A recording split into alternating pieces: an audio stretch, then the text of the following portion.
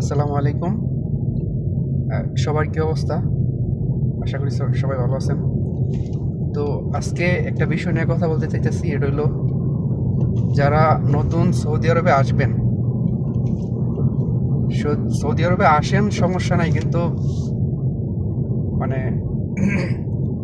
যখনই আসবেন, যারি দিয়ে আসবেন, একটু ভালো কইরা যাচাই বাছাই কইরা তারপরে আসবেন। কারণ বর্তমানে সৌদি আরবে নতুন নতুন নিয়মকানুন চেঞ্জ হইতেছে। তো এখন আমরা সঠিক জানি না, তো নতুন একটা এদেশে আইন চালু হবে সবাই বলতেছে। আমার যে বিষয়টা, এখন হয়তো বাংলাদেশের প্রায়, যারা ফ্রি ভিসা কাজ করে, বাংলাদেশের প্রায় 3 লাখ টাকার মতো লাগে একামা বানাইতে। কফিল ফায়দা একামা সব কিছু মিলায় প্রায় 3 লাখ।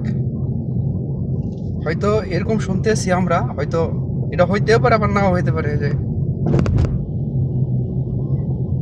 আগামী বছর থেকে একামা বানাইতে গেলে হয়তো 16 থেকে 17 হাজার রিয়াল লাগতে পারে। তো 16 থেকে 17 হাজার রিয়াল বাংলাদেশের 5 থেকে 5.5 লাখ।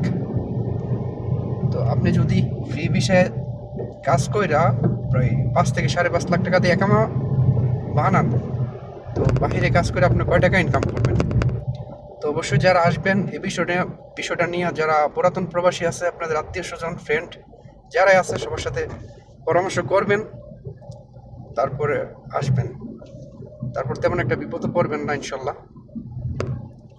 আর যদি কোনো বিশ্বস্ত কোম্পানি হয়, যে ভালো কোনো কোম্পানি, সৌদি আরবে এমনও কোম্পানি আছে, অনেক ভালো ভালো কোম্পানি, যদি এরকম বিশ্বস্ত ভালো কোনো কোম্পানি হয়, কোম্পানির ভিসা পান, তাইলে নির্দ্বিধায় আসতে পারেন, কোনো সমস্যা নাই ইনশাল্লাহ।